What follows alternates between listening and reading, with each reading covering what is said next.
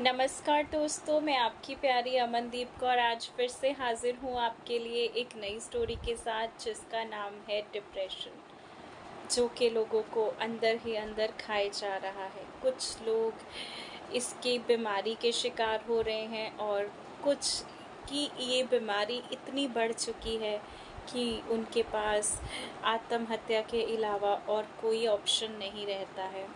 तो इससे पहले कि हम अपनी स्टोरी स्टार्ट करें तो आपको पहले बताना चाहूँगी, जिन्होंने अभी तक हमारे चैनल को लाइक, शेयर और सब्सक्राइब नहीं किया है वो प्लीज़ करें, ताकि आपको नेक्स्ट वीडियो आपके फ़ोन पे नोटिफिकेशन आ जाए और आप जल्द से जल्द उसको देख पाएँ।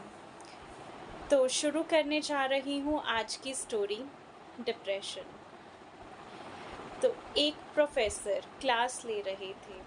क्लास के सभी छात्र बड़ी ही रुचि से उनके लेक्चर को सुन रहे थे। उनके पूछे गए सवालों के जवाब दे रहे थे, लेकिन उन छात्रों के बीच कक्षा में एक छात्र ऐसा भी था जो चुपचाप गुमसुम बैठा हुआ था। प्रोफेसर ने पहले ही दिन उस छात्र को नोटिस कर लिया, लेकिन कुछ नहीं बोले।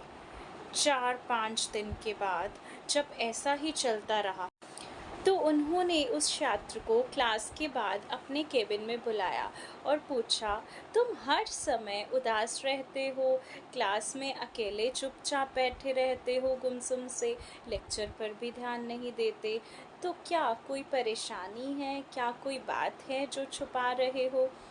तो छात्र ने हिचकिचाते हुए बोला, मेरे अतीत में कुछ ऐसा हुआ है सर, जिसकी वजह से मैं बहुत परेशान रहता हूँ, समझ नहीं आता क्या करूँ। प्रोफेसर भले व्यक्ति थे। उन्होंने छात्र को शाम को अपने घर बुलाया। शाम को जब छात्र प्रोफेसर के घर पहुंचा तो प्रोफेसर ने उसे अंदर बुलाया और बिठाया। फिर स्वयं किचन में चले गए और शिकंजी बनाने लगे। उन्होंने जानबूझकर शिकंजी में ज़्यादा नमक डाला था। फिर किचन से बाहर आकर शिकंजी का गिलास छात्र को देकर कहा, ये लो शिकंजी पियो। छात्र ने गिलास हाथ में लेकर जैसे ही एक घुट लिया, अधिक नमक के स्वाद के कारण उसका मुंह अजीब सा बन गया। यह देखकर प्रोफेसर ने पूछा, क्या हुआ? क्या तुम्हें शिकंजी पसंद नहीं आई? तो छात्र ने बोला, नहीं सर, ऐसी बात नहीं है, बस थोड़ा सा नमक ही ज़्यादा है। तो सर ने बोला, अरे अब तो ये बेकार हो गया, लाओ गिलास मुझे दे दो, मैं इसे फेंक देता हूँ। प्रोफेसर ने छात्र से गिलास लेने के लिए अपना हाथ आगे बढ़ाया, लेकिन छात्र ने मना करते हुए कहा, नहीं, बस नमक ही तो ज़्यादा है प्रोफेसर सर, थोड़ी चीनी और मिलाएंगे तो स्वाद ठीक हो जाएगा। यह बात सुन प्रोफेसर गंभीर हो गए और बोले, सही कहा तुमने, अब इसे समझ भी जाओ, ये शिकंजी तुम्हारी जिंदगी है, इसमें घुला अधिक नमक तुम्हारे अतीत के बुरे अनुभव हैं। जैसे नमक को शिकंजी से बाहर नहीं निकाल सकते, वैसे ही उन बुरे अनुभवों को भी जीवन से अलग नहीं कर सकते हैं। वे बुरे अनुभव भी जीवन का हिस्सा हैं, लेकिन जिस तरह हम चीनी घोलकर शिकंजी का स्वाद बदल सकते हैं, वैसे ही बुरे अनुभवों को भुलाने के लिए जीवन में मिठास तो घोलनी ही पड़ेगी ना। इसलिए मैं चाहता हूँ कि तुम अब अपने जीवन में मिठास घोलो। तो प्रोफेसर की बात छात्र को समझ में आ गई और उसने निर्णय लिया कि अब वह बीती बातों से परेशान नहीं होगा और एक नई जिंदगी की शुरुआत करेगा। तो दोस्तों, हमें इस कहानी से ये सीख मिलती है कि जीवन में अक्सर हम अतीत की बुरी यादों और अनुभवों के साथ दुखी होते रहते हैं। इस तरह हम अपने वर्तमान पर ध्यान नहीं दे पाते और कहीं ना कहीं अपना भविष्य बिगाड़ लेते हैं।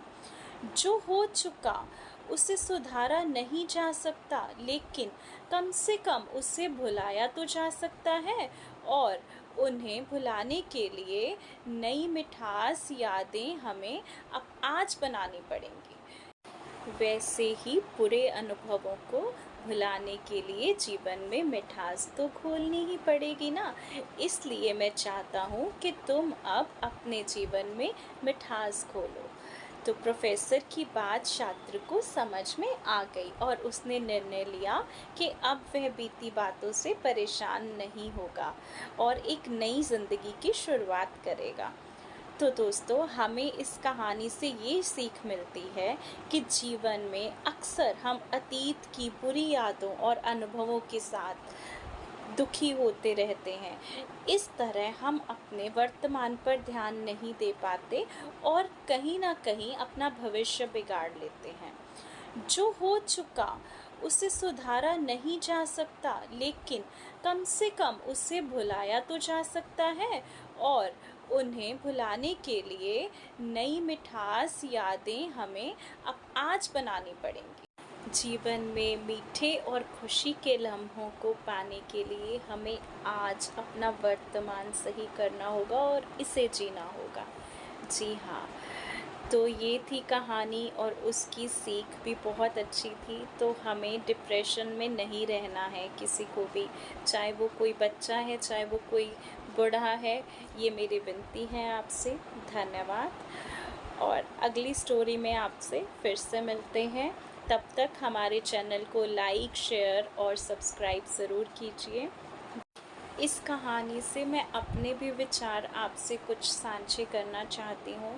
कई बार ऐसा होता है कि कुछ बच्चे फेल हो जाते हैं परीक्षा में और उसके बाद वो सुसाइड कर लेते हैं क्योंकि उनको पेरेंट्स की डांट से, मार से डर लगता है और उन्हें लगता है कि हम समाज में मुंह दिखाने के काबिल नहीं रहेंगे, हमें पुरानी क्लास में बैठना होगा। लेकिन नहीं, बच्चों को आप सिखाइए, उनको ऐसा नहीं करना है।